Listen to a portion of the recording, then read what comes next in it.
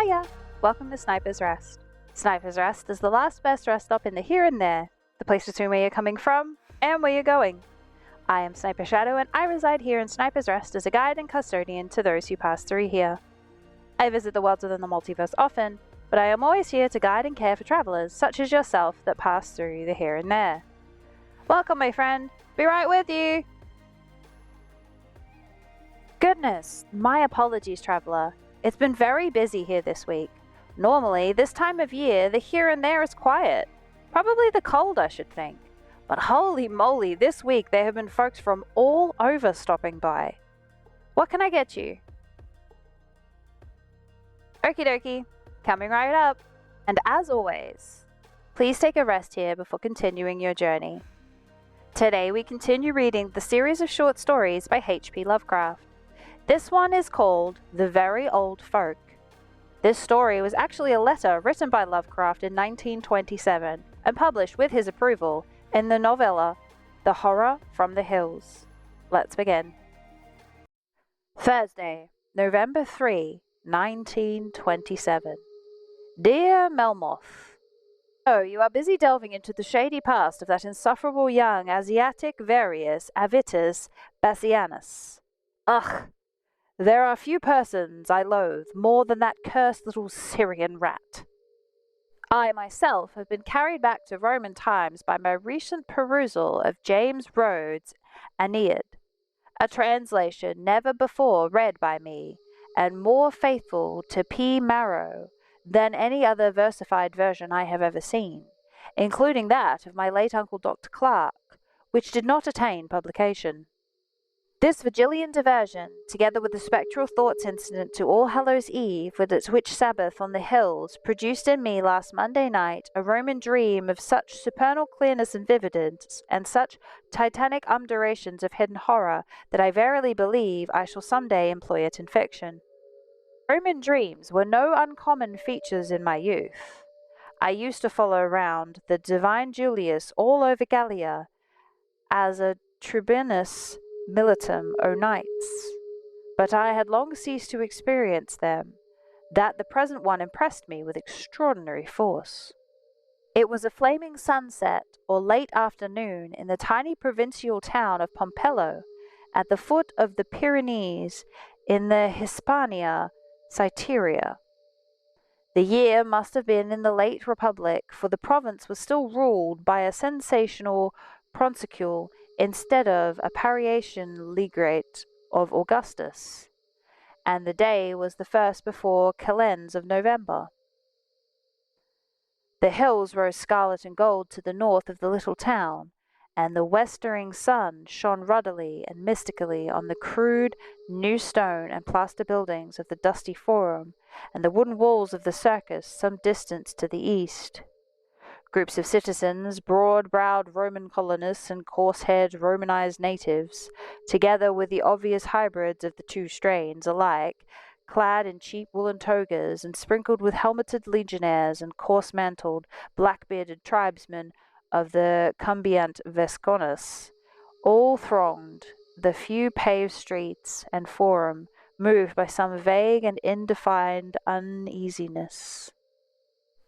I myself had just alighted from a litter, which the Ilarian bearers seemed to have brought in some haste from Calagrius.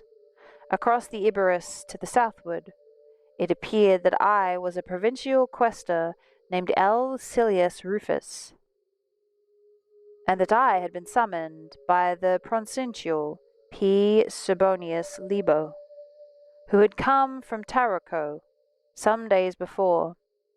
The soldiers were the 5th cohort of the 12th Legion under the military tribune Ossalius, and the legatus of the whole region, Balbotius, had also come from Calagris, where the permanent station was.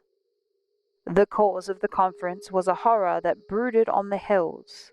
All the townsfolk were frightened, and had begged the presence of a cohort from Calagrius. It was the terrible season of the autumn, and the wild people in the mountains were preparing for the frightful ceremonies which only rumour told of in the towns. They were the very old folk who dwelt higher up in the hills and spoke a choppy language which the Vascons could not understand. One seldom saw them, but a few times a year they sent down little messengers to trade with the merchants by means of gestures, and every spring and autumn they held the infamous rites on the peak, their howling and altar fires throwing terror into the villages. Always the same, the night before the calends of Maios and the night before the calends of November, townsfolk would disappear just before these nights, and would never be heard of again. And there were whispers that the native shepherds and farmers were not ill-disposed towards the very old folk, that more than one thatched hut was vacant before midnight on the 2 hideous Sabbaths. This year the horror was very great, for the people knew that the wrath of the very old folk was upon Pompelo. 3 months previous, 5 of the little traders had come down from the hills, and in a market brawl 3 of them had been killed. The remaining 2 had gone wordlessly back to their mountains, and this autumn not a single villager had disappeared. There was menace in this immunity. It was not like the very old folk to spare their victims at the Sabbath. It was too good to be normal, and the villagers were afraid. For many nights there had been a hollow drumming on the hills, and at last the aedile Annas Stiplo, half native in blood, had sent Balbutius at Caligrius for a cohort to stamp out the Sabbath on this terrible night. Balbutius had carelessly refused on the ground that the villagers' fears were empty, and that the loathsome rites of the hill folk were of no concern to the Roman people, unless our own citizens were menaced. I, however, who seemed to be a close friend of Balbutius, had disagreed with him, averring that I had studied deeply in the black forbidden lore, and that I believed the very old folk capable of visiting almost nameless doom upon the town, which after all was a Roman settlement and contained a great number of our citizens. The complaining aedile's own mother, Helvia, was a pure Roman, and the daughter of M. Helvius Cinna, who had come over in Scipio's army. Accordingly, I had sent a man, a nimble little Greek called Antipater, to the Pronscule with letters, and Scribonius had heeded my plea and ordered Balbutius to send his 5th cohort under Asellius to Pompelo, entering the hills at dusk on the eve of November's calends, and stamping out whatever nameless orgies he might find, bringing such prisoners as he might take to Tarraco for the next proprietor's court. Balbutius, however, had protested, so that more correspondence had ensued. I had written so much to the Pronscule that he had become gravely interested, and had resolved to make personal inquiry into the horror. He had at length proceeded to Pompelo with his lictors and attendants, there hearing enough rumours to be greatly impressed and disturbed, and standing firmly by his order for the Sabbath's extirpation. Desirous and conferring with one who had studied the subject, he ordered me to accompany Asellius' cohort, and Balbutius had also come along to press his adverse advice, for he honestly believed that drastic military action would stir up a dangerous sentiment of unrest among the Vascones, both tribal and settled. So here we all were in the mystic sunset of the autumn hills, old Scribonius Libo in his toga paratexta, the golden light glancing on his shiny bald head and wrinkled hawk face, Balbutius with his gleaming helmet and breastplate, blue-shaven lips compressed in a conscientiously dogged opposition, young Asellius with his polished greaves and superior sneer, and the curious throng of townsfolk, legionnaires, tribesmen, peasants, lictors, and attendants. I myself seemed to wear a common toga, and to have no especially distinguishing characteristic. And everywhere horror brooded. The town and country folk scarcely dared to speak aloud, and the men of Libo's entourage, who had been there nearly a week, seemed to have caught something of the nameless dread. Old Scribonius himself looked very grave. The sharp voices of us later comers seemed to hold something of a curious inappropriateness, as in the place of death or temple of some mystic god. We entered the paratorium and held grave converse. Balbutius pressed his objections and was sustained by Asellius, who appeared to hold all of the natives in extreme contempt, while at the same time deeming it inadvisable to excite them. Both soldiers maintained that we could better afford to antagonize the minority of colonists and civilized natives by inaction than to antagonize the probable majority of tribesmen and cottagers by stamping out the dread rites. I, on the other hand, renewed my demand for action and offered to accompany the cohort on any expedition it might undertake. I pointed out that the barbarous Vascons were at best turbulent and uncertain, so that skirmishes with them were inevitable sooner or later, whichever course we might take.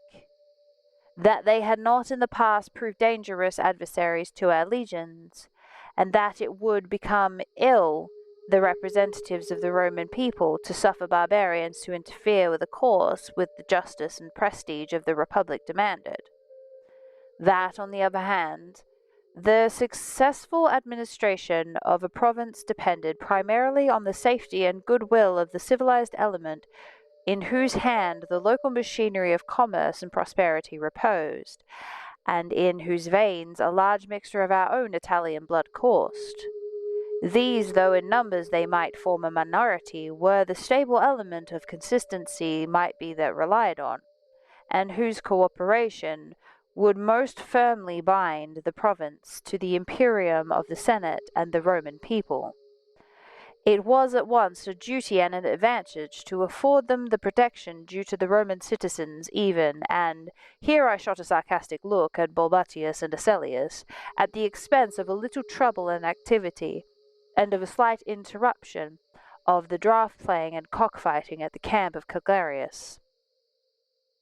The danger to the town and inhabitants of Pompelo was a real one. I could not, from my studies, doubt. I had read many scrolls out of Syria and Egyptus, and the cryptic towns of Etruria, and had talked at length with the bloodthirsty priest of Diana Arcancina in his temples in the woods bordering on Lacus Numeronius. There were shocking dooms that might be called out in the hills of the Sabbath, dooms which ought not to exist within the territories of the Roman people, and to permit orgies of those kind known to prevail at Sabbaths would be but little in connivance with the customs of those whose forefathers, Potamesius, being consul, and executed so many Roman citizens for the practice of Bacchania. A matter kept ever in memory by the Senatus Colistium de Bacchanaliibus, graven upon bronze and set open to every eye, checked in time before the progress of the rites might evoke anything with which the iron of a Roman pilgrim might not be able to deal. The Sabbath would not be too much for the powers of a single cohort. Only participants need to be apprehended, and the sparing of great numbers of mere spectators would be considerably lessen the resentment of which any sympathizing country folk might feel. In short, both principle and policy demanded stern action, and I could not doubt that Polybus Scribonius, bearing in mind the dignity and obligations of the Roman people, would adhere to his plan of dispatching the cohort me accompanying, despite such objections as Balbutius and Asellius, speaking indeed more like provincials than Romans, might see fit to offer and multiply. The slanting of the sun was now very low, and the whole hushed town seemed draped in an unreal malign glamour. Then P. Scribonius, the proconsul, signified his approval of my words, and stationed me with the cohort in the provisional capacity of Centurio Pimpelius. Balbatius and Asullius assenting, the former with better grace than the latter. As twilight fell on the autumn slopes, a measured, hideous beating of strange drums floated down from afar in terrible rhythm. Some few of the legionnaires shewed timidity, but sharp commands brought them into line, and the whole cohort was soon drawn up on the open plain east of the circus. Libdo himself, as well as Balbatius, insisted on accompanying the cohort, but great difficulty was suffered in getting a native guide to point out the paths up the mountain. Finally, a young man named Vasilius, the son of a pure Roman parent, agreed to take us at least past the foothills. We began to march in the new dusk, with the thin silver sickle of a young moon trembling over the woods on our left. That which disquieted us most was the fact that the Sabbath was to be held at all. Reports of the coming cohort must have reached the hills, and even the lack of a final decision could not make the rumour less alarming. Yet there were the sinister drums as of yore, as if the celebrants had some peculiar reason to be indifferent whether or not the forces of the Roman people marched against them. The sound grew louder as we entered a rising gap in the hills. Steep wooded banks enclosed us narrowly on either side, and displaying curiously fantastic tree trunks in the light of our bobbing torches. All were afoot, save Libdo and Balbatius and Asullius, 2 or 3 of the centurions, and myself, and at length the way became so steep and so narrow that those who had horses were forced to leave them, a squad of 10 men being left to guard them, though robber bands were not likely to be abroad on such a night of terror.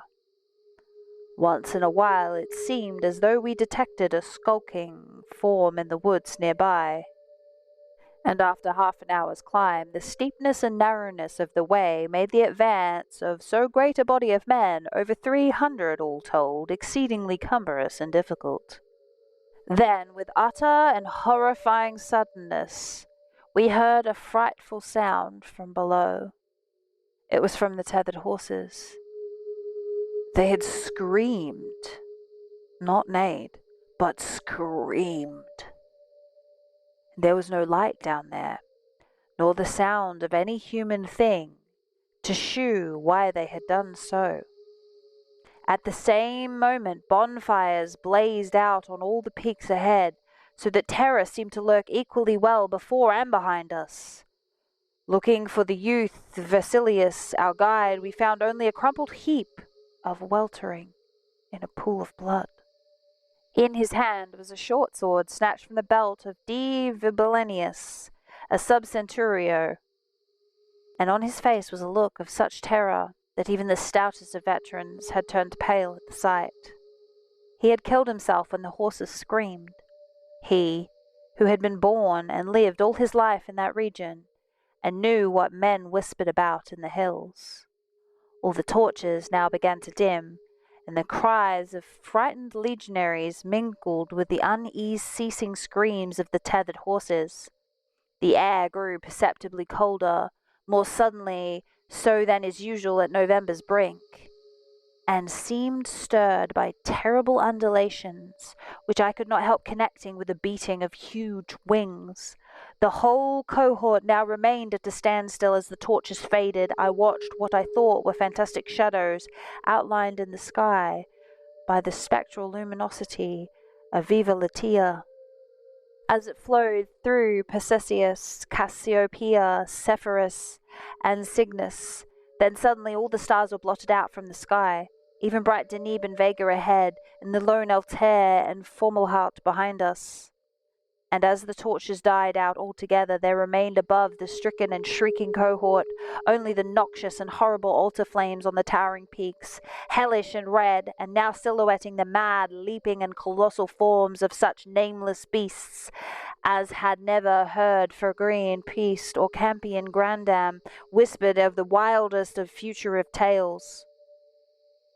And above the nighted screaming of horses and men, the demonic drumming rose to a louder pitch, whilst an ice-cold wind of shocking sentience and deliberateness swept down from those forbidden heights and coiled about each man separately, till all the cohort was struggling and screaming in the dark as if acting out of the fate of Lancune and his sons. Only old Scribonius Libo seemed resigned. He uttered the words amidst the screaming, and they echo still in my ears. Malitia vetuest. Malitia vetuus est. Venit tandem. Venit. And then I waked. It was the most vivid dream in years, drawing upon wells of the subconscious, long untouched and forgotten. Of the fate of that cohort, no record exists, but the town at least was saved for encyclopedias to tell of the survival of Pompelo to this day, under the modern Spanish name of Pompelonia. Yours for Gothic supremacy, C. Ilvius versus Maximus. The end. That concludes our tale for this week, my friend. Please return next week and we will continue with another short story by H.P. Lovecraft. If you wish to rest some more, please find a space that suits you. Whether you curl up by the fire, partake in some food and beverages in our kitchen, take a nap in one of our many rooms, or take a stroll around the garden, please know you are always welcome at Sniper's Rest, my friend. If you are continuing your journey, the multiverse has a variety in store for you. To the north, in a land ravaged by magical mist called the Miasma, you take on a very dangerous job of ranching. To do so, you must descend from the high hills of your home to the valleys on the edges of the miasma and grow crops. Oh, and did I mention you're a witch?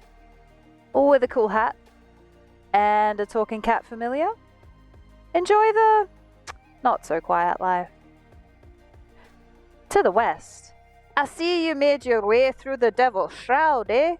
Welcome to the crease in the map. The most dangerous and richest part of the ocean you'll ever find. Don't expect to be leaving any time soon, though. We're all trapped here. Time to decide whether you're a pirate legend or a no-good scallywag. Because dead men tell no tales on the Sea of Thieves. To the east, you're a bit different this time round, aren't you, kid? You've always known you're not human, but you're not a demon either. Not like the ones that hunt you anyway. Your twin, that pretty boy pain in the ass, has discovered your true origins. You're both a result of a forbidden love between light and dark, an angel and a demon. You both walk a fine line between good and evil. You are the moral grey area. As the war between the two sides threaten to spill over into the human world, you must survive limbo and maintain the balance. Good luck, kid. And if you're making your own way out there, good luck, my friend, wherever you end up. Wherever you come from and wherever you're going, thank you for spending some time here with us at Sniper's Rest. Remember to take care of yourself, be kind to others, hydrate, take a moment to look out into the world and marvel at how incredible it all is. How incredible you are, friend. Until next time, please take care on your way.